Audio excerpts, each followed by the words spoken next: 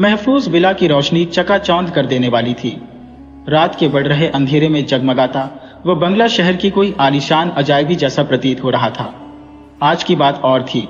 बंगले के साथ आसपास के सारे इलाके को रोशनी से जगमगाया गया था। क्यों ना हो, सुल्तान की जागीरी के एकमात्र वारसदार खलील का आज निकाह हुआ। पूरे शहर में एक सम्माननीय व्यक्ति माना जाने वाले सुल्तान ने अपने शौक से आर्मी ज्वाइन की थी। न जाने कितनी बार मौत को चकमा देकर वापस वो लौट आया था। जब वह रिटायर हुआ तो उसके शरीर पर गोलियों के 40 साबुत निशान थे। खलील जैसे सुल्तान की ही प्रतिकृति था। सांवला सा रंग, गोल चेहरा और झील सी आंखें कयामत दा रही थी। उसकी लाइफस्टाइल सबसे हटकी थी। अपनी मर्जी के मुताबिक वो जीता था। एक राजकुमार जैसी उसकी जिंदगी थी। बीन मांगे सब कुछ उसे हासिल था। गुलशन से निकाह भी उसकी अपनी मर्जी थी। सब कुछ कितना जल्दी हो गया था। वो तो न जाने कितने दिलों का अरमान था। जब वो अपनी खोली बॉडी की लिनिया लेकर लॉन्ग ड्राइव पर निकलता था तो लड़कियां उसकी एक झलक को तरस जाती थी। सुनहरे घोंघराले बाल उसके आकर्षण में इजाफा कर रहे थे। मगर सबका दिल तोड़कर उसने गुलशन को छूना था। गुलशन खुदा के दरबार से निकाल वो नायाब हीरा थी जिसे तराशने में मेरे रब ने कोई कसर नहीं छोड़ी थी। उसके बदन में संगमरमर सी लज्जत थी। चंद्रमा के तेजपुंज जैसी चमक उसके रूप में थी। कोई अप्सरा की भांति गजब का नूर था उसके चेहरे में। और उस नूरानी चेहरे ने खलील के दिलो दिमाग में ऐसी खलबली मचाई कि आखिर उस नूरेंजर को अपनी नजरों का सुकून बना लिया। रात काफी हो चुकी थी। अब तक खलील को अपने दोस्तों ने नहीं छोड़ा था। सब तरह तरह की उससे मांगे कर रहे थे। वह कोई राजकुमार से कम नहीं लग रहा था। बहुत ही महंगी सुवर्ण के तारों से बनी जाली वाली शेरवानी उसने पहनी थी। उसके हाथों में किसी ब्रांडेड कंपनी का महंगा स्मार्टफोन था जिससे वो बार बार वीडियो कॉल करके गुलशन को परेशान कर रहा था। एक बार गुलशन का मैसेज भी आ गया था, अब कितना तरसाओगे मेरे राजा। खलील ने रिप्लाई दिया था, बस सब्र से काम लो मेरे दिल की सूखी धरा में बहने वाले झरने। जानते हो ना मैं झरना हूं और आपने मुझे अपने दिल में बांधा। नहीं तो गुलशन, तुम वो झरना हो जो मेरी सूखी जमी को भिगोकर ताउम्र रखोगी ना? हाँ जी, आप चले आइए, आपको भिगोने की शुरुआत कर लो। दोस्तों के बीच भी गुलशन की बातें पढ़कर उसका दिल पसलिया से टकरा रहा था। उसके होठों पर शरारती हंसी उभर आई थी। भारी भरकम जेवरों में घूम रही औरतें किसी रजवाड़ी ठाठ की झलक दिखा रही थी। खलील अब गुलशन के पास जाने को बेकरार था, मगर दोस्तों को छोड़कर कैसे निकलता। कुछ सोच ही रहा था कि उसकी चचेरी बहनें गुलाब की तरह खिला हुआ मुंह लेकर उसके सामने पेश हुई। अब कितनी देर बैठे रहना है? चलो दोस्तों से कल बातें कर लेना, भाभी इंतजार कर रही है। कहकर दोनों ने खलील का एक एक हाथ पकड़कर उन्हें खड़ा कर दिया। खलील ने अपने दोस्तों पर एक शरारती निगाह डाली और वह चल पड़ा। उसके दिल में खलबली मची हुई थी। गुलशन के दीदार को तरसता अपनी बेहया आंखों को झुकाकर वह चल रहा था। दोनों बहनों ने बेडरूम के पास लाकर उसे अंदर धक्का दे दिया। जरा सा लड़खड़ाकर खलील संभाल दरवाजा लॉक करके वो बेडरूम में दाखिल हुआ। फूलों से सारा कमरा सजाया गया था। तरह तरह के परफ्यूम से हवा महक रही थी। अपने बेड गुलाब के फूल बिछा दिए गए थे और उस पर मोगरे के श्वेत फूलों से दोनों के नाम अच्छी तरह लिखे गए थे। खलील देखता ही रह गया। जोधपुरी चुनरी के घूंघट से दो आंखें शर्म से लाल होती हुई खलील को देख रही थी। एक मासूम चेहरा बेसब्री से इंतजार कर रहा था। टुकुर टुकुर देखती आंखों में झांककर खलील शायराना अंदाज में बोला, कतरेआम करके रखा है हमारे जिगर को, इस पहलू में संभालो सुकून आ जाए। ऐसा है क्या? घूंघट से कोयल की आवाज निकली। तो इतनी देर क्यों लगाई? खलील उफनते हुए रूप के जलवे को तराशता हुआ उनके करीब बैठा। आज कोई शिकायत नहीं, ना गीला कर, मिटने दे मेरी हस्ती इस तरीके से मिलाकर। शर्म से गुलशन लाल हो गई थी। उसके करीब बैठकर खलील ने जन्नत का नजारा करना चाहा। तब उसने अपने मुलायम हाथों से खलील को रोकते हुए कहा, गुलशन का नजारा दिखाएंगे, मगर कुछ चाहिए, हमें भी चाहिए। मांगो, इस जान से ज्यादा क्या मांगोगी? आपकी जान तो वैसे भी हमारी है, बस एक वादा करो। क्या? खलील ने हैरत से उस नाचीज को देखा। आज के बाद आप सिगरेट नहीं छोड़ोगे? खलील उसकी मांग पर हैरान रह गया। गुलशन का हाथ अपने हाथों लेकर उसने कहा, जिस दिन आपका यकीन टूटे, हमारी सांसें रुक जाए। हाय अल्लाह, ऐसा मत बोलो, आज के दिन भी मुझे रुलाओगे। खलील ने उसे अपने सीने से लगाया। चांद से चेहरे की झलक पाकर उसका रोम रोम अपनी किस्मत पर शुक्रगुजार था। उसने गुलशन की पलकें चूमी, फिर चेहरे को इत्मीनान से देखा। अपने हाथ से वह उसके अलंकार उतारने लगा। सारे गहने बारी बारी उतारे, फिर दुल्हन के जोड़े को उतारने उसकी पीठ की ओर झुका। साइड पर टेबल पर रखा दूध का ग्लास उठाकर गुलशन ने खलील के होठों पर लगाया। उसकी आंखों में देखता हुआ खलील दूध पीता रहा। दूध पी लेने के बावजूद उसकी आंखों में प्यास वैसे ही थी। गुलशन का जोड़ा उतार लिया। धीमे से उसने उसकी चोली सरका ली। उसके सब्र का बांध मखमली बदन को देखकर टूट गया। उसने अपने होठ वो शरबती होठों पर रखकर शिकायत मिटाने झुका कि एक जबरदस्त धक्का खलील को लगा। धक्का उसे गुलशन ने दिया था। एक ही धक्के में वो उछलकर बेड से नीचे गिरा। वो अविश्वास भरी निगाहों से गुलशन को देख रहा था। ये कैसा मजाक हुआ? वह अपनी जगह से उठने जा रहा था कि गुलशन चिल्लाई, मुझे छूने की गुस्ताखी भूल से भी मत करना, खाक में मिला दूंगी तुझे। ये तुम क्या कह रही हो गुलशन? तुम मेरी बीवी हो।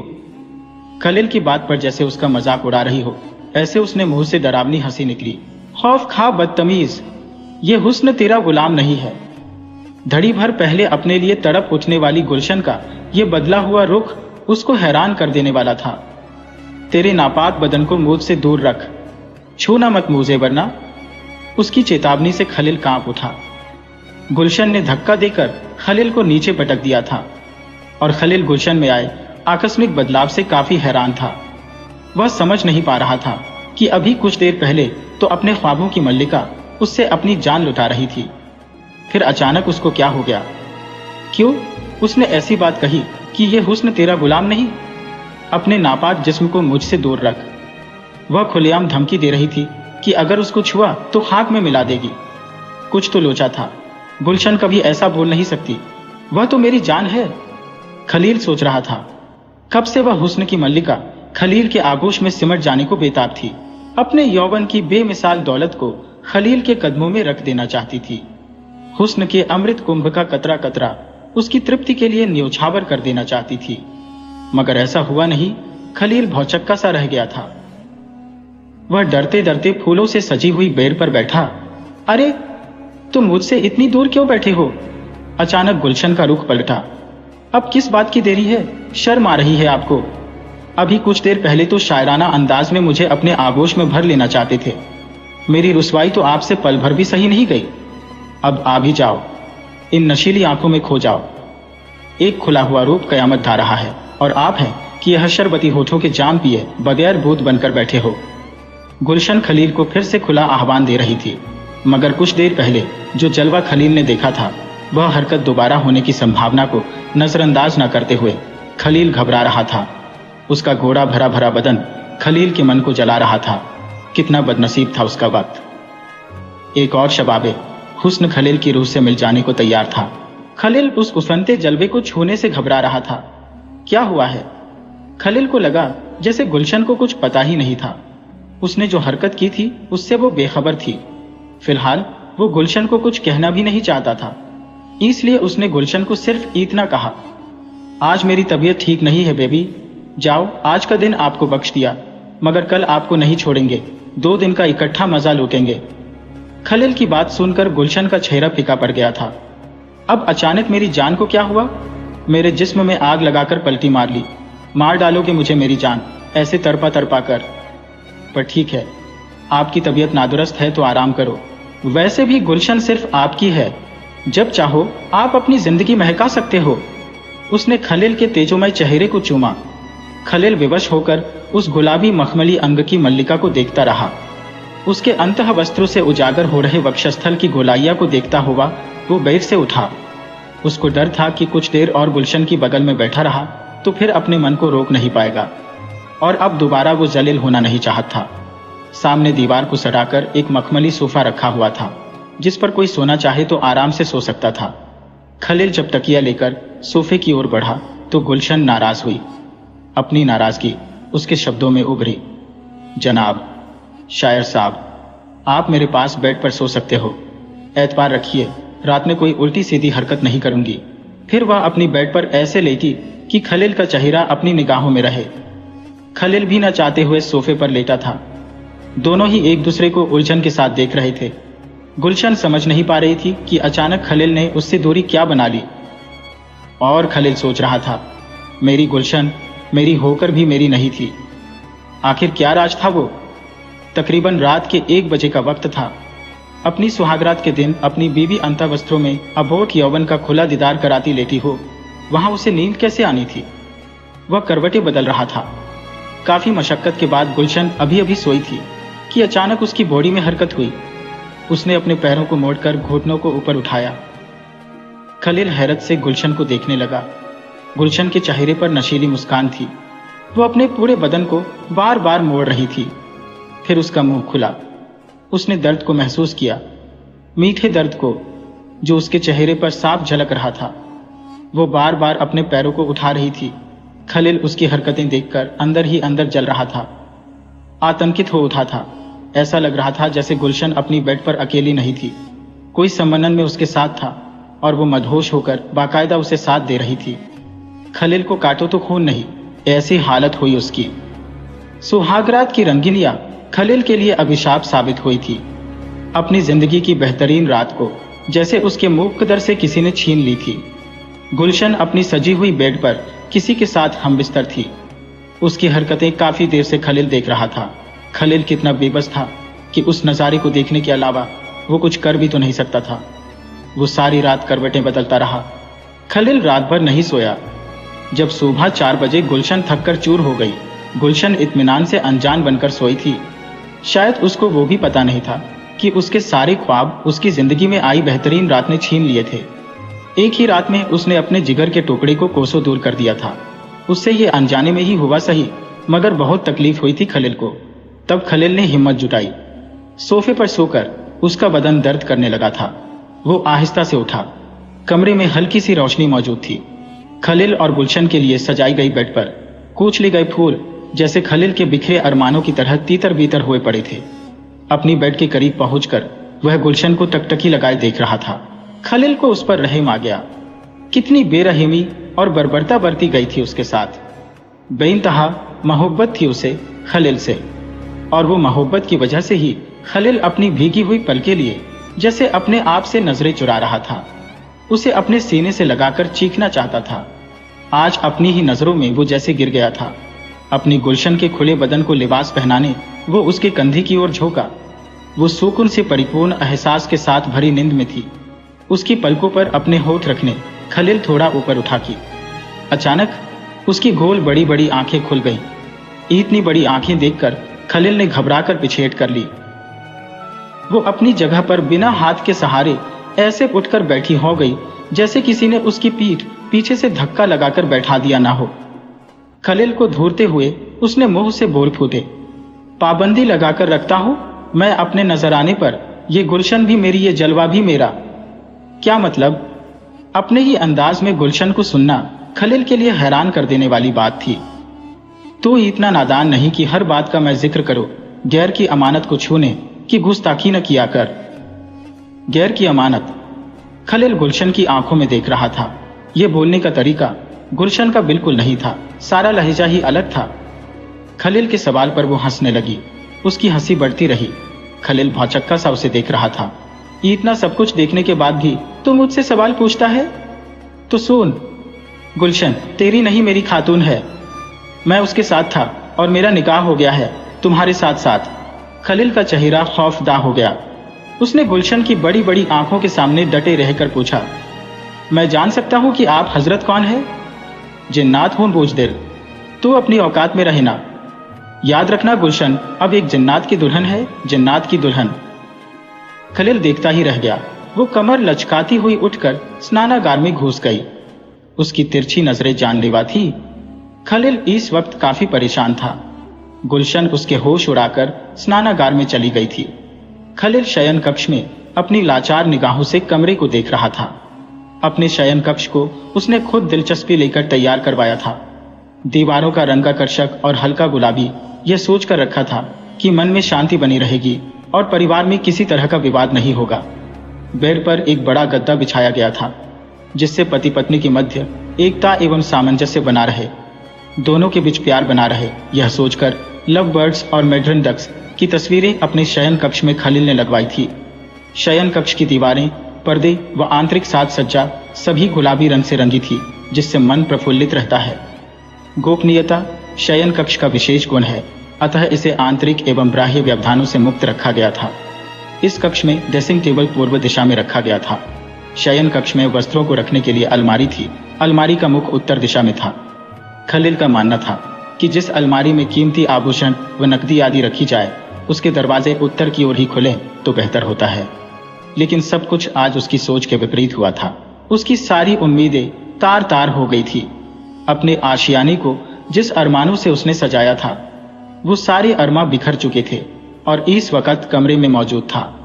दम घुटने वाला सन्नाटा, दीवारें चीख रही थी, पर्दों की सरसराहट कमरे में किसी की मौजूदगी का एहसास दिला रही थी। खलील ने कभी सोचा नहीं था कि उसकी जिंदगी में ऐसा तूफान भी आएगा जो उसने गुलशन के साथ में संजोए ख्वाबों को राख में तब्दील कर देगा। उसने मसूरी और नैनीताल की 5 स्टार होटलें अपने हनीमून के लिए बुक करवाई थी। टिकटें कंफर्म थी। क्या क्या नहीं सोचा था उसने। जिंदगी के इन हसीन लम्हों को वो इस तरह जीना चाहता था कि वो पल अपनी जिंदगी में गुलशन और वो खुद ताम्र न भूले, पर कुदरत को शायद यह मंजूर नहीं था। खलील ध्यान से इस वक्त स्नानागार के डोर को देख रहा था। शावर बाथ ले रही गुलशन इस वक्त पानी की बौछार से काफी देर से जैसे खेल रही थी। पानी की बौछार की आवाज खलील के जहन में आग लगा रही थी। काफी देर हुई तो खलील से रहा न गया। वो कैसे उसके लिए बेफिक्र हो जाता, जबकि इस वक्त गुलशन को उसकी जरूरत थी। धीरे धीरे बिना आहट किए वो स्नानागार की ओर बढ़ा। उसकी धड़कनें तेज हो गई थी। दिल धार धार करके पसलिया से टकरा रहा था। वह परवरदिगार से यही दुआ मांग रहा था कि गुलशन का कोई और रूप देखने न मिले तो अच्छा है। खलील जिन्नात से काफी हद तक डर गया था। वह कुछ भी कर सकता है क्योंकि गुलशन उसके कब्जे में थी। उसके कहे अनुसार वो गुलशन से शादी करके आया था और खलील ने बहुत बुजुर्गों से सुना था कि जब कोई मुवक्किल किसी खूबसूरत औरत के शरीर में रहकर साथ साथ शादी के बंधन में बंध जाता है तो फिर उस औरत के शरीर में से उसे निकालना नामुमकिन हो जाता है। वह स्नानागार के डोर पर खड़ा था। इस वक्त उसने डोर को हल्का सा धक्का दिया। डोर खुला था। उसकी गुलशन बाथटब में मुंडी झुकाए पड़ी थी। टब में पानी उस पर बौछार बनकर गिर रहा था। उसका घोड़ा बदन भीगने का मजा लेकर फ्रिज हुए अकड़ कर पड़ा था। खलील उसे देखकर कर टूट सा गया। उसने तेजी से उसके गीले निर्वस्त्र बदन को उठाया और शयन कक्ष में बेड पर ले आया। उसकी सांसें चल रही थी मगर वो बेहोश थी। खलील टोवेल से उसका बदन पोंछने लगा। खलील ने देखा उसके होंठ भी अधिक मात्रा में सूजे हुए थे, जैसे उसके होठों को बार बार दांतों से काटा गया था। गुलशन की सारे बदन का यही हाल था। गुलशन को इस बात की भनक न लगे, ये सोचकर खलील ने अलमारी से उसके लिए येलो कलर का ड्रेस निकाला। साथ साथ गुलशन को अति पसंद नीला टाइप जीन्स लिया। तेजी से उसने ड्रेस पहनाया, फिर जीन्स पहनाने लगा। तभी वो कराहने लगी। कहा, हो आप? उसके होठों से दर्द भरी आवाज निकली। मुझे छोड़कर कहीं मत जाओ, मुझे बहुत डर लग रहा है। खलील, ओ बेबी, मैं यही हूं तुम्हारे पास, घबराओ मत। उसने पलकें उठाई। उसकी आंखों में बहुत थकान थी, बदन टूट रहा था। उसने खलील को ध्यान से देखा। वह उसकी जीन्स चढ़ा रहा था। फिर उसने चौंक कर अपने कपड़ों पर नजर डाली। खलील, ये आपने क्या किया? रात को दर्द का बहाना करके सोफे पर सोए और मुझे नींद आ गई तो आपने मुझ पर रेप किया। मेरा सारा बदन टूट रहा है, थोड़ी रहम बरतनी चाहिए थी मुझ पर। मेरी गहरी नींद का आपने क्या जमकर फायदा उठाया है? खलील क्या बोलता? उसकी जबान तालू से जा चिपकती। उसने जो आरोप लगाया उसको मूक रहकर कबूल करना उसकी मजबूरी थी। आप जाओ यहां से, हमें अकेला छोड़ दो। Leave me alone please. Khalil तिलमिलाकर अपने शयन कक्ष से बाहर निकल गया। जिंदगी ने क्या खूब तजुर्ब दिए। अपनी ही लाश अपने कंधे उठाई। हमने खलील के दिल से जैसे पिघलता हुआ दर्द अल्फाज बनकर दिमाग को टटोलने लगा था। अपनी परछाई तुझको धोखा दे गई जिसे तू अपनी किस्मत समझ रहा था। खलील का दिल भी जैसे उससे बगावत पर उतर आया था।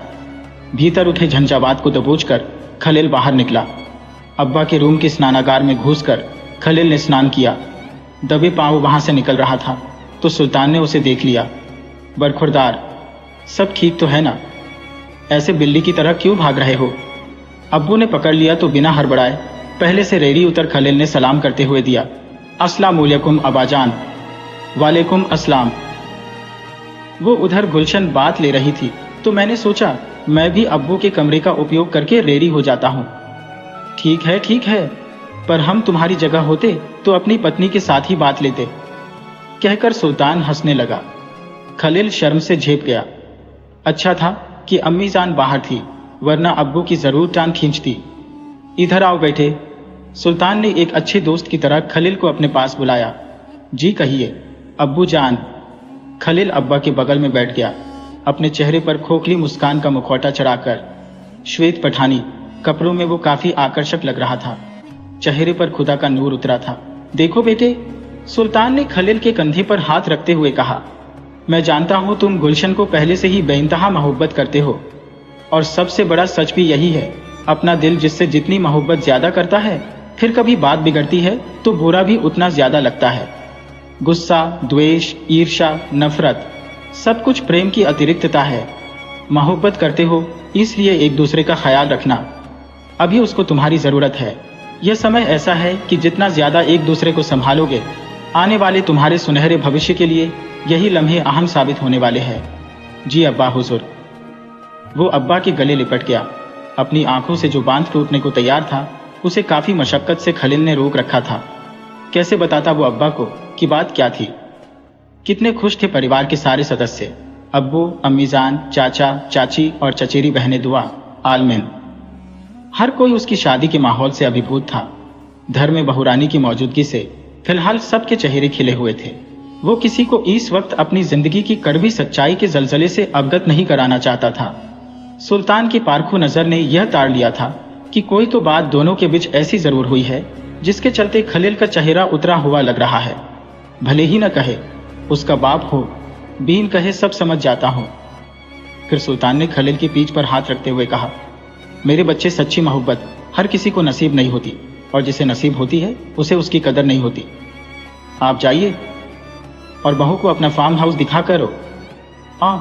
तब तक मैं आपको एक और सरप्राइज देने वाला हूं जी अब्बा, कहकर खलील उनके कमरे से अपना मुंह छुपाता हुआ बाहर निकल गया। सुल्तान अपने बेटे की हालत देखकर काफी परेशान हो उठा था। पता नहीं क्या बात थी जो वो बताने से हिचकिचा रहा था। उसका पता लगाना पड़ेगा। वो बात उसे अंदर ही अंदर खाए जा रही है। कुछ मेहमान थे जो सोए हुए थे। खलील चुपचाप अपने कमरे में वापस घुस गया। कमरे में डरते डरते उसने कदम रखा। उसे डर था कहीं फिर गुलशन भड़क गई तो। स्नान करने के बाद कुछ थकान कम लग रही थी, मगर मानसिक परेशानी बढ़ गई थी। उसने सारे कमरे को ध्यान से देखा। पहली निगाह में कहीं कुछ अप्रिय नहीं लगा। बेड की चद्दर सलीके से बिछाई गई थी। कुछ भी अस्त व्यस्त नहीं था। कहीं गुलशन नजर नहीं आ रही। पर्दे हवा से सरसराहट कर रहे थे। वो खाली कमरे में नजरें घुमाकर बेड को टकटकी लगाए देखने लगा। उसे लगा जैसे कोई बेड पर बैठा उसे धोर रहा है, जबकि वहां पर कोई नहीं था। उसके मन में जिन्नात की भारी भरकम आवाज फिर से हथौड़े की तरह गूंजने लगी। उसके साथ साथ मेरी भी शादी हुई है उससे। अब गुलशन जिन्नात की दुल्हन है। उसकी आंखें डर के मारे सिकुड़ सी गईं। बाहर गैलरी में जाने वाले दरवाजे के पर्दे ज्यादा फड़फड़ा रहे थे। उसको दरवाजा खुला होने की भनक लगी। वो तेजी से पीछे गैलरी में निकलने वाले दरवाजे के करीब आया। दरवाजा खुला देखकर खलील को यकीन हो गया कि गुलशन वहां हो सकती है। खलील ने अपनी तसल्ली के लिए गैलरी में झांका। श्वेत ड्रेस पहनकर गुलशन खड़ी थी। उसके खुले सुनहरे बाल हवा से उछलकर बार बार चांद को ढकने की कोशिश कर रहे थे, और वह बार बार बालों को संभाल रही थी। व्हाइट ड्रेस में वह काफी खूबसूरत लग रही थी। हवा का रुख इधर होने से उसके कपड़ों में लगे तरह तरह की इत्र की खुशबू आ रही थी। मोगरो गुलाब, जन्नतुल फिरदौस, इतनी सारी खुशबू एक साथ थी। बहुत से गहने गुलशन ने पहन लिए थे। खलील को हैरानी उस बात की थी। सुबह उसने अपने हाथों से गुलशन को जीन्स पर पीला ड्रेस पहनाया था। मतलब साफ था कि उसने जानबूझकर खलील पर रेप का आरोप लगाकर बाहर भगा देने के बाद बदल दिया होगा। खलील उसे चुपचाप पीछे से देख रहा था, और उसकी नजरें टिकी हुई थी दूर दूर हरी भरी पहाड़ियों पर बने एक पुराने खंडहर जैसे महल पर। उसने पीछे देखे बगैर ही खलील से कहा, आओ खलील, देखो ना वो हरी भरी वादियां में खंडहर का नजारा कितना खूबसूरत है। सुभा की कटुता मन में नहीं थी, ये देखकर खलील को अच्छा लगा। वो गुलशन के बगल में खड़े होकर वह खूबसूरत नज़ारे को देखने लगा। वाकई वो जगह सुंदर थी। हरियाली में पर्वतों के बीच धुएं की तरह बादल मंडराने लगे हैं। हाँ, बहुत सुंदर है आपकी तरह मैडम जी। गुलशन से डर जाने के बाद पहली बार वह उनसे खुलकर बात कर रहा था। आप मुझे वहां ले चलोगे? हाँ हाँ, क्यों नहीं, बोलो, कब जाना है? अभी अभी। खलील हैरत अंगेज नजरों से गुलशन को देख रहा था। इतने भोले चेहरे के पीछे एक चालाक दिमाग था जो अब शायद कोई गेम प्लान बना रहा था। बुजुर्गों से खलील ने यह भी सुना था कि जिन्नात को अक्सर श्वेत वस्त्र बहुत पसंद है। अतर की खुशबू उनकी उपस्थिति दर्शाती है। खलील को कुछ कुछ समझ आ रहा था। गुलशन में आए बदलाव का राज क्या है? क्या खेल खेलने वाला था? खलील काफी परेशान था। गुलशन को वो पुरानी जर्जरित खंडहर जैसी हवेली दिखाने ले जाने का वादा कर चुका था। दूसरी तरफ वो गुलशन के मौजूदा बदलाव से आहत था। वो किसी और से नहीं पर अपनी सबसे अच्छी दोस्त जिया को बात कर सकता था। वही कुछ इसका हल ढूंढेगी। यह सोचकर खलील ने कुछ भी बहाना करके जिया से मिलना ठीक समझा। अपनी सोच को अमलीजामा पहनाते हुए वो सीधा अम्मीजान के पास पहुंचा। वह किचन में थी। अस्सलामुअलैकुम अम्मीजान। वालेकुम अस्सलाम। बहुत जल्दी उठ गए बेटे, अभी नाश्ता भी रेडी नहीं है? कोई बात नहीं अम्मीजान जान, पर आप जरा गुलशन को भी किचन में बुला लीजिए। जरा हम भी तो देखिए उसके हाथों में जादू है या नहीं। उसको रेडी हो जाने दो, फिर बुलाती हूँ। वो रेडी है, इधर आती ही होगी। तभी गुलशन आ गई। अस्सलामुअलैकुम अम्मी जान। वालेकुम अस्सलाम। आपके साहबजादे मेरी क्या बुराई कर रहे थे? वही कि मैं प्रेम की गिरफ्त में फंसकर तुम्हें उठा तो लाया, मगर कुछ खाना बाना भी अच्छा बना लेती हो या नहीं? हम तो बात यह है, क्या खाना चाहते हो? कुछ भी बना लो। आलू के पराठे? जी ठीक रहेगा। चलो अम्मी आप बाहर बैठो, इत्मीनान से मैं सब रेडी करके ले आती हूँ। गुलशन ने तैयार होकर किचन में घुसकर खलील और उनकी अम्मी जान को हैरत में डाल दिया। ठीक है, तब तक मैं भी दोस्तों से मिल लेता हूँ, नाश्ता करके फिर बाहर चलेंगे। हाँ, खलील ने जाते जाते कहा। जिया को मिले हुए तकरीबन 1 महीना हो चुका था। जब से खलील से गुलशन मिली थी तब से जिया ने खलील से मिलना जुलना बंद कर दिया था। आखिर क्या बात थी, खलील आज तक नहीं जान पाया था। जिया खलील की सबसे अच्छी दोस्त थी। वो खलील का हमेशा बहुत ख्याल रखती थी। खलील गुलशन के साथ में सब कुछ भूल चुका था। वो भूल गया था कि कई और लोग भी हैं जो उसके बहुत करीब है। कई बार वो अपनी लिलिया में लॉन्ग ड्राइव पर निकलता था तो जिया उसके साथ होती थी। जिया अपने दादा दादी के साथ रहती थी। उसके माता पिता का बचपन में ही इंतकाल हो चुका था, मगर दादा दादी ने बड़े प्यार से पाला था उसे। कभी एहसास नहीं होने दिया था कि वो बिन मां बाप की है। उसकी आखिरी मुलाकात के पल खलील के जहन और आंखें में उभर आए। क्यों रे बेवकूफ, मुझे क्यों याद किया? सुबह की किरणें उसके घोड़े चेहरे की रंगत बढ़ा रही थी। ब्लैक पंजाबी ड्रेस में वो कयामत ढा रही थी। उसकी सेहत काफी अच्छी थी, गाल भरे भरे थे। वो हंसती थी तो वह मखमली गालों में दीमपल पड़ते थे। उसकी हरपची पर चर्बी की वजह से दाढ़ी नीचे का हिस्सा काफी भारी लग रहा था। उसके सुनहरे बाल और खूबसूरत चेहरे की बहुत कुछ बोलती आंखें खलील के मन को भाती थी। अब ऐसे क्या देख रहा है खलील? मैं हूं, भूल गया मुझे? अरे नहीं मेरी नानी, आज लगता है जैसे चाँद जमी पर उतर आया। आई नो, उस पर शायरी मत करना। अरे हाँ मेरी माँ, बैठो हम लोग ड्राइव पर चलते हैं। अब उसको ले जाओ। किसे? खलील ने जिया के चेहरे पर जलन देखी। तुम्हारी नई दोस्त को। तुम नहीं आना चाहती तो उसको ले जाएगा। ठीक है, उसे ही ले जाओ और एग्जाम के वक्त उसकी हेल्प लेना। वह गुस्से से वहां से निकल गई। खलील उसकी अकड़ से हैरान था। तब वह उसके पीछे छुपे लगाव को समझ नहीं पाया था। वह अकेला ही गाड़ी का एक चक्कर लगाकर वापस लौट आया था। जिया मन ही मन खलील को बेइंतहा मोहब्बत करती थी, मगर कभी उसके होठों पर वह बात नहीं आई थी। कॉलेज में बहुत सारी लड़कियां उसकी गर्लफ्रेंड बनने तैयार बैठी थी, पर जिया की तरह कोई उसकी दोस्त भी नहीं बन पाई थी। गुलशन जिया की बेस्ट फ्रेंड थी। वो बहुत कम वक्त में खलील के करीब आ गई थी। उससे जिया काफी परेशान रहने लगी थी। उस वक्त एक घटना घटी जिसमें उसकी भी गलती थी। फिर वो नहीं चाहती थी कि इस बात की खलील को भनक भी लगे, और जिया की चुप्पी की सबसे बड़ी सजा आज खलील भुगत रहा था, जिसका जिक्र भी वो खलील से कभी नहीं कर पाई। शायद अपनी गलती को छिपाने ही वो खलील से दूर रहने लगी। खलील ने गुलशन से शादी कर ली। तब जिया सब जानती थी अब क्या होने वाला है। अम्मी के पास पहुंची तो उसे देखते ही अम्मी ने पूछा, कहीं बाहर जा रही हो बेटी? हाँ माँ, जिया के घर जा रही हो। फोन पर बहुत हड़बड़ाई हुई उसकी आवाज थी। पता नहीं क्या बात हुई होगी। मेरी फिक्र मत करना, जल्द वापस लौटूंगी। रेनकोट पहनकर अपनी एक्टिवा पर वो निकल पड़ी। रास्ते में जगह जगह पानी भर गया था। लगभग 10 मिनट बाद गुलशन जिया के घर पहुंची तो जिया अपने कमरे में परेशान सी चक्कर काट रही थी। गुलशन को देखकर उसका चेहरा खिल गया। जिया की दादी अम्मी वही मौजूद थी। उन्हें सलाम करके वो जिया से मिली। बोल क्या बात है? चल बैठ। उसने गुलशन को सोफे पर बिठाया। अपने माथे से पसीना पोंछती हुई बोली, मेरे चाचा की लड़की है। 6 साल पहले शादी हुई है उसकी। संतान में उसको 5 साल की बच्ची है। फिलहाल वो अपने मैके में आई हुई है। तो मैं मम्मी के साथ उसे कल मिलने पहुंची। तब चाची ने जो बातें बताई वो मेरे लिए हैरत अंगेज थी। विश्वास करना भी मुश्किल था, पर बार बार एक जैसी घटना से चाचा चाची काफी डर गए थे। ऐसा क्या होता था? गुलशन को जानने की उत्सुकता हुई। चाय गुलशन को थमाते हुए चाची ने बात की दौड़ संभाली। उसकी छोटी बच्ची रेशम 2 दिन से किसी को देख डर कर चिख उठती थी और रोती हुई अपना चेहरा छुपा लेती थी।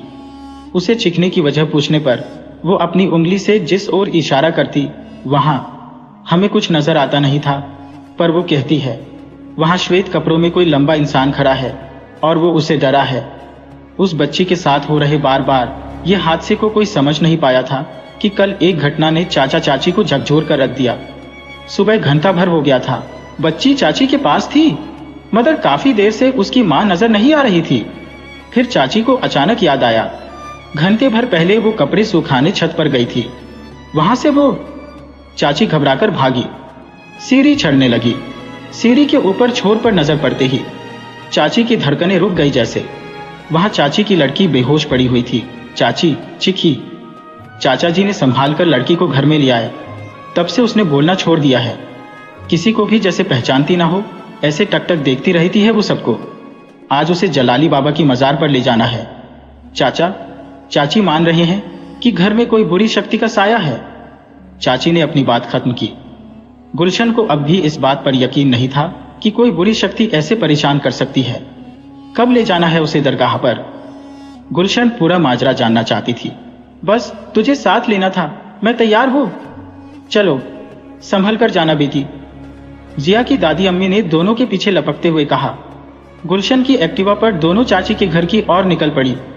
तब गुलशन को पता नहीं था कि उसका इतना सजसंवर कर निकलना उसे कितने बड़े खतरे में डालने वाला था। जिया ने फोन करके चाची को बता दिया था कि हम आ रहे हैं। चाचा चाची लड़की को गाड़ी में लेकर तैयार बैठे थे।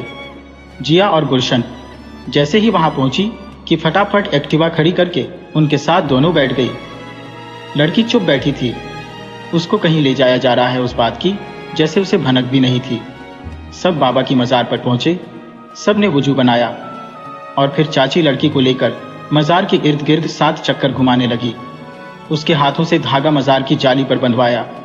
फिर जब उसे वुजू के हौद से कोने कोने से उसको पानी पिलाया तो वो चीख उठी, मार डाला रे, मुझे मार डाला।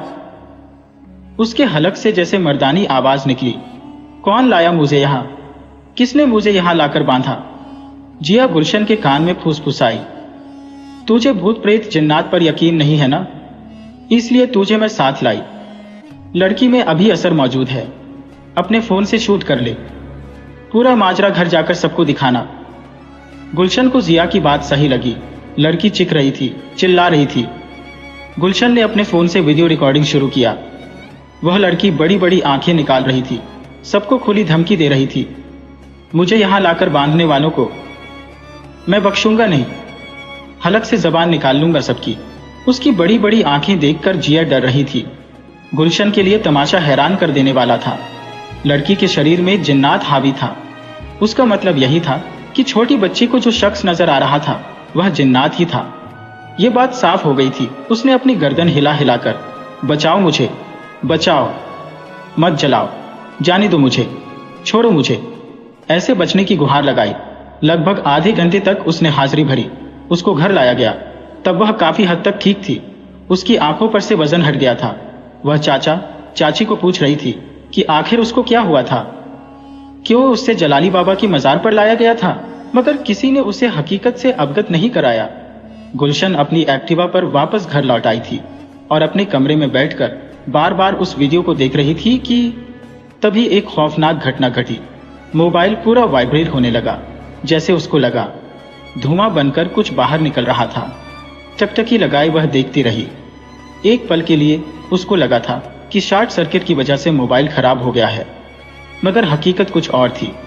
उसकी आंखों में चमक आ गई और कंधों पर कोई बैठ गया हो, ऐसे भारी वजन उसने महसूस किया। जब वह बेड पर लेटी तब उस बात से वह नावाकिफ थी कि उसके बदन को कोई सहला रहा था और ये सिलसिला कहां जाकर रुकने वाला था।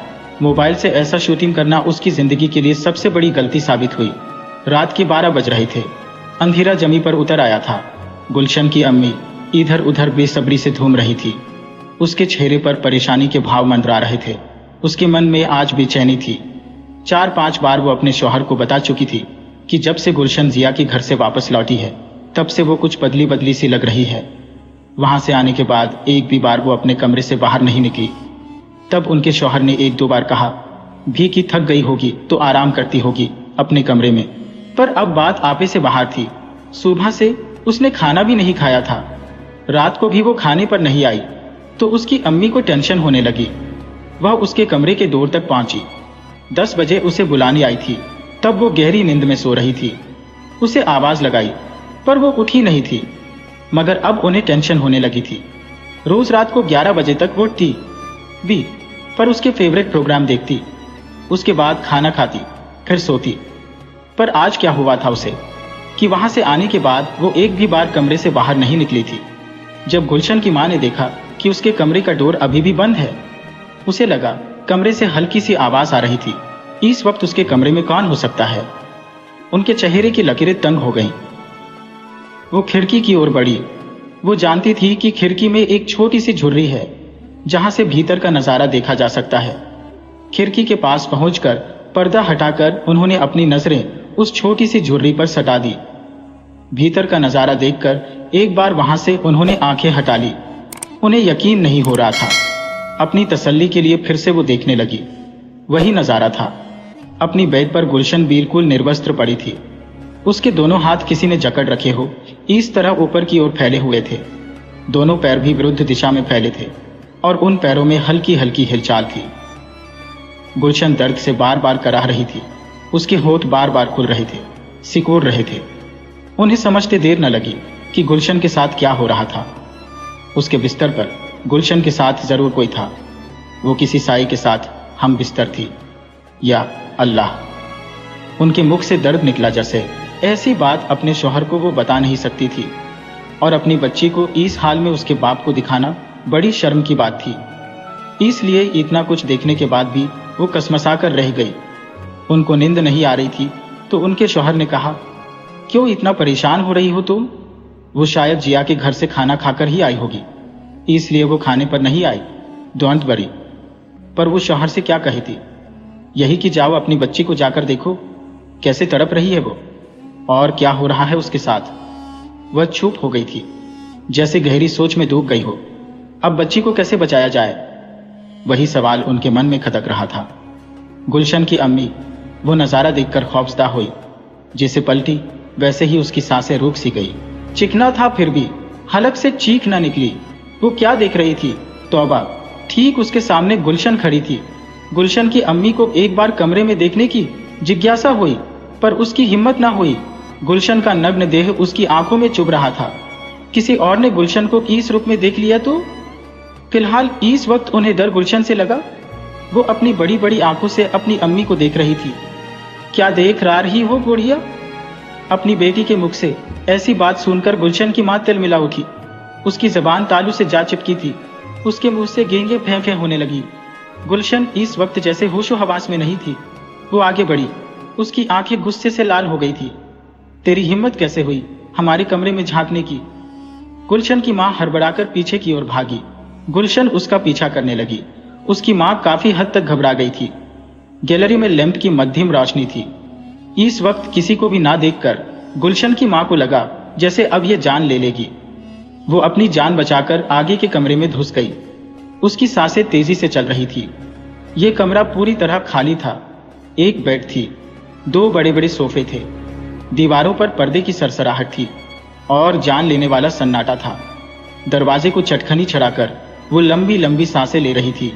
डर उस पर इस तरह हावी था कि वो बार बार पूरे कमरे में नजरें घुमा लेती थी। उसकी बेटी अब कोई 5वीं शक्ति के शिकंजे में फंसी थी। वो किसी को पहचान नहीं रही थी। किसी की भी जान लेने पर वो आमदा थी। उसका भरोसा करना मतलब मौत को जानबूझकर दावत देना था। गुलशन की माँ बड़ी कश्मकश में थी कि कैसे अपनी जान बचाकर यहाँ से निकला जाए। वो नजरें गड़ाए बाहर मौजूद हो सकती है। कोई और आ गया तो गुलशन उन्हें भी अपने लपेटे में ले सकती थी। इस वक्त उसके रास्ते में जो भी आए वो बख्शने वाली नहीं थी। गुलशन की मां ने हिम्मत करके फिर से दरवाजा खोला।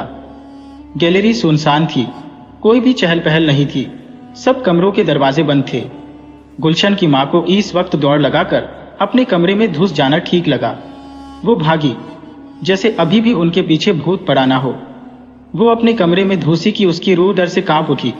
उसके सामने बड़ा ही खौफनाक दृश्य मौजूद था। वो अपनी जगह पर ही कांपने लगी। कुछ बातें जिंदगी में अचानक बनती है और हमने जो कभी सोचा भी ना हो ऐसी होती है। गुलशन की अम्मी के साथ भी यही हुआ था। उन्होंने सोचा भी नहीं था कि बेटी की चिंता में उसका पीछा करना अपनी जान के लिए खतरा भी बन सकता है और कुछ भयानक हादसों की वो शिकार भी हो सकती है। अपनी जान बचाकर वो जैसे ही अपने कमरे में पहुंची तो कमरे का नजारा देखकर उनके हलक से चिख निकली। उनकी चिख सुनने वाला अब कोई नहीं था। सामने ही उनके शौहर का गला दबोचकर गुलशन बैठी थी। उसको नग्न देखने से पहले उन्हें नींद में ही गुलशन ने राक्षसी ताकत लगाकर उनकी सांसें छीन ली थी। उनके शौहर की मुंडी एक और लुढ़क गई थी। उसके चेहरे पर विजयी चमक थी। वो अपनी मां को कातिलाना निगाहों से घूर रही थी। मैं जानती थी बोरिया, तू छटपटाती हुई अपने शौहर से चुगली करने जरूर आएगी। तू कुछ कर पाती उससे पहले मैंने सारा खेल ही खत्म कर दिया। ये तूने क्या कर दिया मेरी बच्ची? पहली बार वो सिसक पड़ी। बच्ची नहीं हूं मैं तेरी, जिन्नात हूं मैं। एक मुवक्किल मुझको तेरी बेटी लेकर आई है और अब उस पर मेरा दिल आ गया है। उसको छोड़कर मैं कहीं जाना नहीं चाहता। शादी करना चाहता हूं उससे और तेरी बेटी को मेरी दुल्हन बनाना चाहता हूं। मेरी इस ख्वाहिश को तो पूरी करेगी, वरना तेरा भी हश्र यही होगा। बोल करेगी ना पूरी मेरे दिल की तमन्ना। उसके बोलने का तरीका सपाट और इतना सख्त था कि वो मना नहीं कर पाई। उसने अपनी मोड़ी हिलाई। वह अपनी बेबसी पर रोने लगी थी। अब उसकी कोई मदद नहीं कर सकता था। अब उसकी लाइफ उसके लिए अभिशाप बन चुकी थी। ऐसा अभिशाप जिसने उनकी सारी खुशियां को तबाह कर दिया था। उनके जीवन में थी सिर्फ चिखे, कानों के पर्दे चीरने वाली गूंजे जो सिर्फ उन्हें सुनाई दे रही थी। कभी सोचा नहीं था उन्होंने कि यह दिन भी देखना पड़ेगा। तू मुझे खुश रखेगी तो तेरी जिंदगी मैं बख्श दूंगा। बस तू अपनी बेटी को शादी के लिए तैयार कर, मैं अपना मकसद पूरा कर लूंगा। तेरे शौहर का मरना तेरे लिए बड़ा सदमा हो सकता है, मगर बात को संभाल कर अब तुझे अपनी बेटी की विदाई के बारे में सोचना है, समझी? गुलशन की मां सहीम कर रह गई। उसने आंखों से ही सहमति में सिर हिलाया। फिर गुलशन वहां से उठकर अपने कमरे में चली गई। उसका शारीरिक सौंदर्य ही उसके लिए मुसीबत हुआ था। गुलशन की मां उसके बदन को आंखें फाड़ फाड़ कर देखती रही। गुलशन की अम्मी अपने शौहर की डेड बॉडी से लिपटकर फपक रही थी। इस वक्त कौन उनकी मदद को आता? खौफ की गिरफ्त में उनकी सांसें फंसी थी। वो बार बार अपने शौहर की निर्लेप चेहरे पर अपना हाथ फेरते हुए आर रो रही थी। वो समझ चुकी थी कि जिन्नात की हरकत के बारे में जब अपने पति को इत्तला करने के इरादे से निकली तब जिन्नात बात को ताड़ गया होगा, वरना उनका शौहर जिंदा होता। अपनी ही गलती की वजह से उन्होंने अपने शौहर की जान गंवा दी। अब रोने से भी तो कुछ फायदा नहीं था। अब वह सोच रही थी कि इस वक्त टूटना नहीं है बल्कि हिम्मत से काम लेना है। इस मौत के बारे में देवर जेठ के फैमिली को अवगत कराना जरूरी था, पर कैसे? आखिर क्या कहेगी उन लोगों से? यही कि अपनी ही बच्ची ने उनका गला दबा दिया। नहीं, मुझे इस मौत को आम मौत साबित करना होगा। कोई झूठी मूठी कहानी पेश करनी होगी जिससे सबको अपनी बात पर एतबार आ जाए और जल्द ही इनकी दफन विधि खत्म हो जाए। जिन्नात ने गुलशनन से शादी का मन बनाया है। इसके लिए अब वो कोई बखेड़ा करने वाला नहीं है। पर गुलशन के लिए अच्छा लड़का कहां से ढूंढूंगी मैं? गुलशन को ही पूछना पड़ेगा। उसको कोई लड़का पसंद होगा, उसके साथ निकाह कर देंगे। वो अपने शौहर की लाश को गोद में लेकर बेटी के निकाह के बारे में सोचने वाली दुनिया की पहली औरत होगी। क्यों कि जिन्नात की बात को टालने का मतलब था अपनी मौत को दावत देना। उसने अपने पति को ठीक से सुला दिया। जो होगा सुबह देखा जाएगा। मगर अभी लाश के पास सोने से भी मन घबरा रहा था। पर क्या करती, सोना तो था ही। भले ही नींद ना आइए, पर यह कयामत सी रात निकालनी थी। डेड बॉडी के पास रहकर वो बेड के सामने रखे सोफे पर पसर गई और अपनी रक्तिम आंखों से खौफजदा होकर पूरे कमरे को देखने लगी। अब भी धड़कने तेज थी। कहीं गुलशन वही रूप में दोबारा यहां ना आ जाए। गुलशन की हालत भी तो अच्छी नहीं थी। जिन्नात ने उस पर कब्जा कर रखा था। मैं बार बार उसे इसलिए टोकती थी कि वो इतना सज-धज कर कहीं बाहर ना जाया करे, पर वो कहाँ किसी की सुनती थी। मेहदी और इत्र तो जिन्नात की पहली पसंद है। बहुत जल्द वो उससे हावी हो जाता है। इंसान के शरीर में प्रवेश करना इनकी वजह से आसान हो गया। पर अब कुछ है नहीं हो सकता। खैर, अब वो किसी को बकरा बनाएगा, शादी करवाएगा और फिर उसकी जिंदगी भी खुद बर्बाद करेगा। सब कुछ जानते हुए भी मैं कुछ है नहीं कर पाऊंगी, क्योंकि मेरे बोलने से मेरी जान जाएगी। अपनी शादी में वो रुकावट नहीं आने देगा। बड़ा ही शातिर दिमाग है उसका। और मुझे अभी मरना नहीं है। चुप रहना ही बेहतर है। जो करेगा जिन्नात करेगा, वही रास्ता दिखाएगा। उसने चैन की एक लंबी सांस ली और वो अपने शौहर की लाश को देखती रही। फज्र का वक्त था। सारी रात गुलशन की अम्मी ने बैठकर गुजारी थी। अब नाटक को अंजाम देने का वक्त था। इस वक्त उसके देवर जेठ का परिवार नमाज के लिए उठ जाया करता था। सोच समझकर वो चिल्लाई, गुलशन! हाय रे गुलशन, देख तेरे अब्बू को क्या हो गया। वो कुछ बोल क्यों नहीं रहे। अम्मी की चिल्लाहट सुनकर गुलशन भागकर बाहर आई। अपने पिता को निश्चित पड़ा देखकर उसके चेहरे का रंग उड़ गया। अब्बू, मेरे अब्बू, ये आपको क्या हो गया? कहकर वो जोरों से चीख कर रोने लगी। गुलशन जिस तरह से रो रही थी, उसकी अम्मी को समझ में आ गया कि रात की घटनाएं उसके दिमाग से बाहर थी। उसे कुछ भी याद नहीं था। दोनों की रोने चिल्लाने की आवाजें सुनकर बगल वाले मकान से देवर देवरानी जेठ जेठानी बौखलाए हुए आ गए। दोनों भाइयों ने हाथ की नस देखी और धड़कन चेक की। फिर दोनों ने आंखों के इशारे से सारा माजरा समझ लिया और अपनी बीवियों को, गुलशन और उसकी मां को संभालने में लगा दिया। सब कुछ अपनी सोच के अनुसार होता देख गुलशन की मां को भीतरी उचाट थोड़ा कम हो गया था। अपने शौहर के मरने का सदमा था, और सबसे बड़ा सदमा तो उसके सामने ही मौजूद था, जिसके बारे में वो भूलकर भी किसी को बताना नहीं चाहती थी। उसके शौहर की मृत्यु का मस्जिदों में ऐलान करवाया गया। जनाजे का वक्त मुकर्रर कर दिया गया।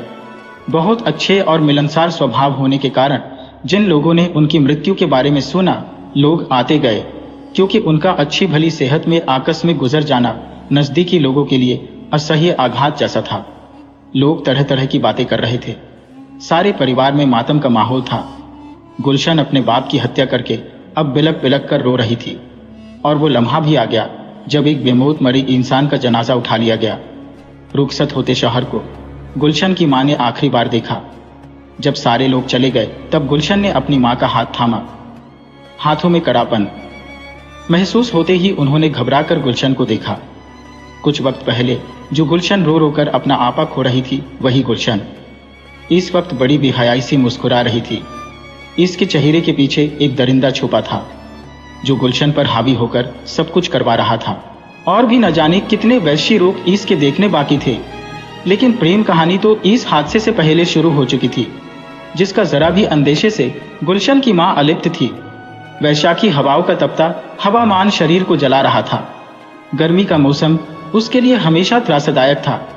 शहरों के मुकाबले गांव का विकास मंद है, फिर भी गांव बड़े बड़े कस्बों में बदल रहे थे। गुलशन को उसने पहली बार कॉलेज में देखा था। गुलशन के रूप का निखार उस पर हावी था। जन्नत की कोई हूर धरती पर रास्ता भूल गई हो, ऐसे देहवैभव ने खलील को मंत्रमुग्ध कर दिया था। मन ही मन उसने सोच लिया था कि मेरी जिंदगी में अगर कोई साथी होगा तो वो गुलशन ही होगी। एक बार कॉलेज से वापस लौटते वक्त उसने अपना बुलेट सड़क पर चल रही गुलशन के करीब रोका। कॉलेज में निरुपद्रवी इमेज की वजह से कोई भी उससे घबराता नहीं था। चलो, आपको छोड़ देंगे, आपसे 2 बात कहनी है। बाकी खलील के बुलेट पर पीछे बैठने की किसी की औकात नहीं। ऐसा है क्या? गुलशन भी अपने बड़बोले निखालस नेचर से लड़कों में चर्चा का विषय बनी हुई थी। कुछ भी बोलने में उसे शर्म नहीं आती थी। न जाने कितने मजनुओं को उसने करारा जवाब दिया था, पर खलील की बात ही कुछ और थी। उसकी भाववाही नीली आंखें किसी को भी मंत्रमुग्ध कर देने का सामर्थ्य रखती थी। अगर मैं आपकी मेहरबानी का इनकार करूं तो? गुलशन ने खलील को शरारती नजरों से देखा था। गुलशन ने अपने अकड़ू मिजाज में खलील को सुना दिया, अगर मैं आपकी मेहरबानी का इनकार करूं तो? तुम कर सकती हो, मगर मैं जानता हूं तुम ऐसा नहीं करोगी। खलील ने भरपूर आत्मविश्वास से कहा। इतना यकीन है? खुद से ज्यादा। खलील ने गुलशन की आंखों में झांकते हुए कहा था। ओह! गुलशन जानबूझकर खलील को छेड़ रही थी।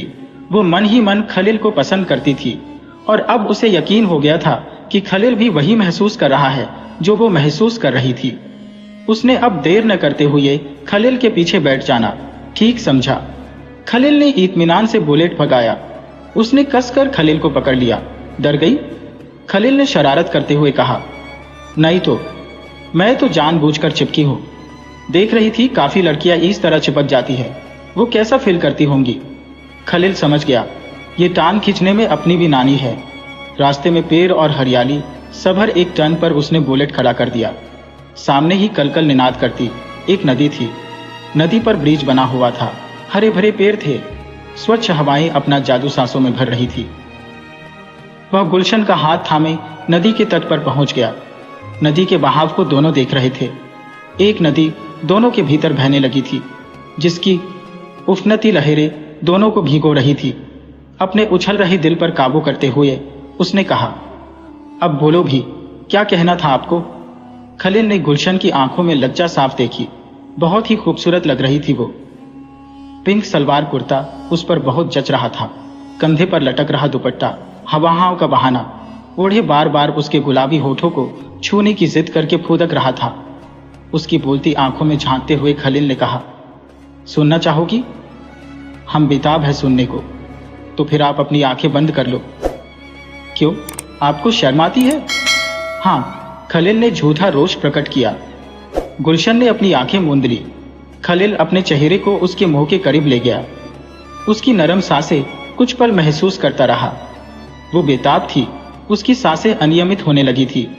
धड़कने अपने वजूद का एहसास गुलशन के उछल रहे सीने से साफ बयां कर रही थी। एक भी लफ्ज बोले बगैर उसने अपने होठों को गुलशन के कांप रहे अधरों पर लगा दिया। एक किस हल्के से जैसे उसकी रूह को छू गई। कुछ भी बोले बगैर गुलशन ने खलील को अपने सीने से लगा लिया। उसकी आंखें बंद थी, दिल धड़क रहा था और भीगी सी आवाज में वो कह रही थी, हमें कभी छोड़कर कहीं मत जाना खलील, हम मर जाएंगे। हम आपसे बहुत प्यार करते हैं। अच्छा हुआ आपने हमें एहसास दिला दिया, वरना हम तो तुम्हारे इंतजार में ही घूट घूट कर मर रहे थे। हम आपको छोड़कर कहीं जाने वाले नहीं हैं गुलशन। खुदा ताला को साक्षी मानकर हम आपको वचन देते हैं, ये हमारी सांसें हमेशा आपकी तलबगार रहेगी। हम जिएंगे आपके लिए और मरेंगे। गुलशन ने अपना हाथ खलील के मुख पर रख दिया। फिर कभी ऐसी बात मत करना। उसकी आंखें भर आई थी। आज दोनों ने जैसे सारा जहां पा लिया था। कुछ भी तो कमी नहीं थी, जैसे सब कुछ अपना था। ये धरती, ये नजारे, ये अंबर, ये तारे, सब कुछ। वो दोनों सुकून से एक दूसरे को ऐसे सीने से लगाए खड़े थे जैसे अब आखिरी सांस तक जुदा होना नहीं था उन्हें। फिर क्या था, खलील और गुलशन दोनों का बार बार मिलना आम हो गया। प्यार का वो असीम एहसास था जो जिंदगी को संवारने का हुनर रखता था। पर उन्हें क्या पता था कि यही साथ उनके लिए दोनों के बीच की दूरी में बदलने वाला है। सुबह जब गुलशन के अब्बू को दफना दिया गया तो सबसे अधिक खुशी गुलशन के चेहरे पर उसकी अम्मी ने देखी। उसके चेहरे पर नजर आने वाली रहस्यमय मुस्कान किसकी थी? वो गुलशन की अम्मी समझ चुकी थी। पूरा दिन वो हंसी गुलशन की अम्मी को छोपती रही। हर वक्त वो उससे बचकर रहती थी। घर में चूल्हा नहीं जलाया था। अपने देवर जेठ के घर से खाना भिजवा दिया गया था। माँ बेटी दोनों ने वही खाया। घर पर बैठने आ रहे मेहमानों के बीच भी गुलशन की अम्मी खुद को तन्हा महसूस कर रही थी। दिन भर गुलशन की अम्मी यही सोचती रही कि कभी ये दिन ढले ही नहीं और रात ही ना हो। पर सब उसकी सोच के मुताबिक तो होना नहीं था। रात का वक्त था। पर्दे का आज उनका पहला दिन था। मोहल्ले की औरतें देर रात तक घर पर बैठी थी। वो तो किसी को अपने घर जाने देना नहीं चाहती थी, पर ऐसा संभव भी तो नहीं था। और किसी को रोक भी लेती तब भी जिन्नात के खौफ से कौन बचाता। उसे वो गुस्से में आकर कुछ भी कर सकता था। वो अपने फायदे के लिए किसी की जिंदगी खतरे में नहीं डाल सकती थी। अब वो अपने कमरे से बाहर नहीं निकलना चाहती थी, सो जिस कमरे में बैठी थी वही जमीन पर सो गई। वो जानती थी रात के वक्त गुलशन के कमरे में जाना ठीक नहीं था। अगले दिन बड़ी मशक्कत से अपनी जान बचाकर भाग आई थी वह। जब तक कुछ रास्ता नजर नहीं आता, चुप रहना उसकी मजबूरी बन गई थी। बुराई हम पर छा जाती है तो एक बार मौका अच्छाई का भी आता है। खुदा के घर में देर है, अंधेर नहीं, जरूर वही इस जाल से निकालेगा। यही सोचकर गुलशन की अम्मी एक एक पल गुजार रही थी। आंखों से नींद उठ गई थी। 1 बजे के करीब एक जप्पी लेकर उसने आंखें बुदबुदाई तो उसके बिल्कुल करीब गुलशन बैठी थी, वही निर्जीव सी आंखें लिए। उसके बदन पर इस वक्त वस्त्र नहीं थे। इस बात की उसे जरा भी परवाह नहीं थी। गुलशन की अम्मी का दहशत से बुरा हाल था। क्या सोच रही थी बुढ़िया? गुलशन की अम्मी के सामने ही वो अपनी आंखें तरेर कर बोली थी, कुछ नहीं, बस नींद आ गई थी। वो मिमियाई सी बोली थी, अपना वादा याद है ना? मैं तेरी बेटी को अपनाना चाहता हूं और तू मुझे साथ देने वाली है। जानती हूं, पर अभी कुछ दिन ठहरना पड़ेगा क्योंकि मैं इज्जत के दिन गुजार रही हूं। फिलहाल गुलशन की शादी की बात ऐसे वक्त में सबके सामने नहीं रख सकती। बात तो तुझे करनी ही पड़ेगी, चाहे कुछ भी हो जाए। मैं इंतजार करना नहीं चाहता। क्यों अब गुलशन से नहीं मिलते? मिलता हूं, वो मेरी ही है, पर निकाह से मैं उसे हमेशा के लिए अपनी बना देना चाहता हूं, जिससे खुदा भी हमें जुदा करने से 10 बार सोचे। बस तू अपने देवर जेठ के आगे गुलशन के रिश्ते की बात रख दे। पर लड़का, गुलशन की अम्मी अब संभल गई थी। अपनी बेटी से ही पूछ लेना, बकरा तैयार है?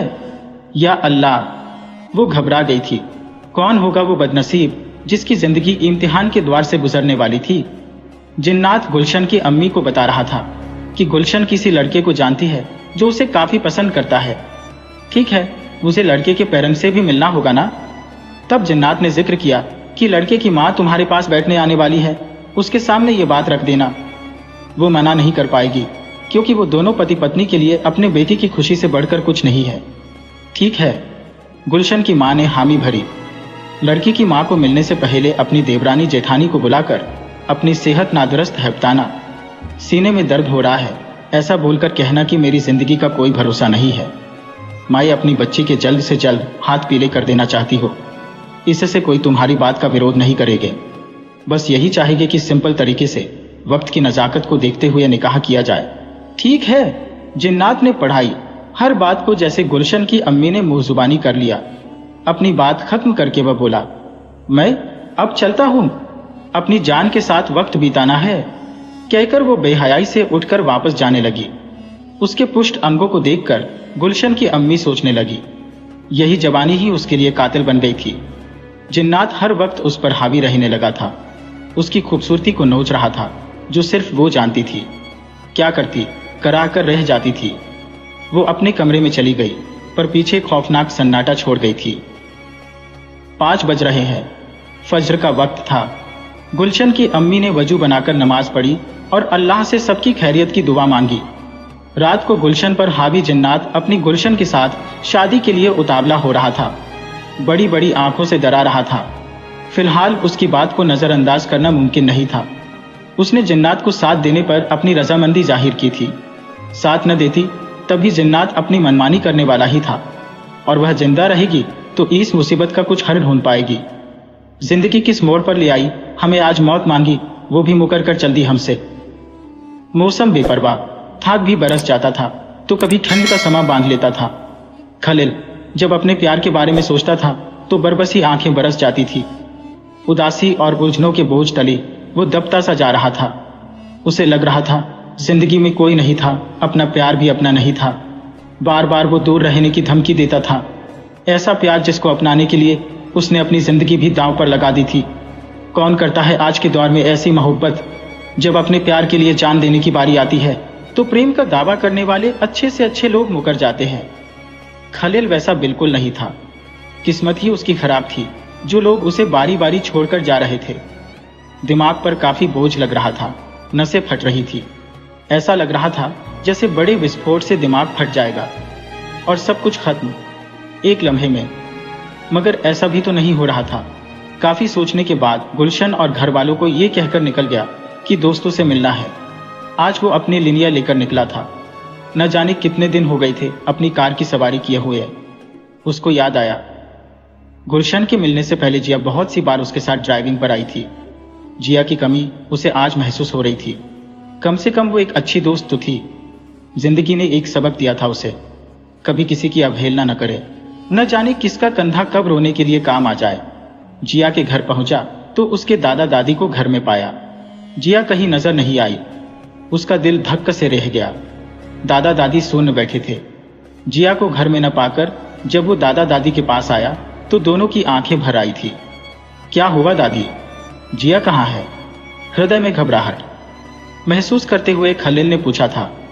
दादी ने अपनी भर्राई आवाज में कहा, बेटे, जब से आपकी शादी हुई वो बेजान सी हो गई थी। वो तुमसे बहुत मोहब्बत करती है, मगर कभी तुम्हें बताने की हिम्मत नहीं जुटा पाई थी। आखिरी बार वो जब से गुलशन से वो मिली थी, काफी परेशान रहने लगी थी। बात बात पर गुस्सा करती थी और रो देती थी। उसकी ऐसी हालत का जिम्मेदार हम तुम्हें ही मानते रहे हैं, पर बेटे, अब हमें लगता है सिर्फ इतनी बात नहीं थी, कुछ और भी बात थी। कई बार उसको नींद में बुदबुदाते हुए सुना था, हमने की, हमसे पाप हुआ है दादी, बड़ा अपराध हुआ है। और कभी कभी वह नींद में चिक कर बैठ जाती थी। हम कुछ पूछते तो रोती थी। कितने दिनों से उसका रो रो कर बुरा हाल था बेटे। दादी जिया के बारे में बताते बताते टूट सी गई थी। मुझे जिया ने पहले कभी बताया नहीं ये सब। कुछ बातें समझनी पड़ती है मेरे बच्चे, हर बात का जिक्र किया नहीं जाता। उसके प्यार को तुमने महसूस किया होता तो आज उसका ये हाल ना होता। क्या हुआ है जिया को, और वो कहाँ है दादी? खलील परेशान सा हो उठा था। जिया के लिए इतना अब अपनापन क्यों? वो हॉस्पिटल में एडमिट है, जहर खा लिया है उसने। देखना नहीं चाहोगे क्या?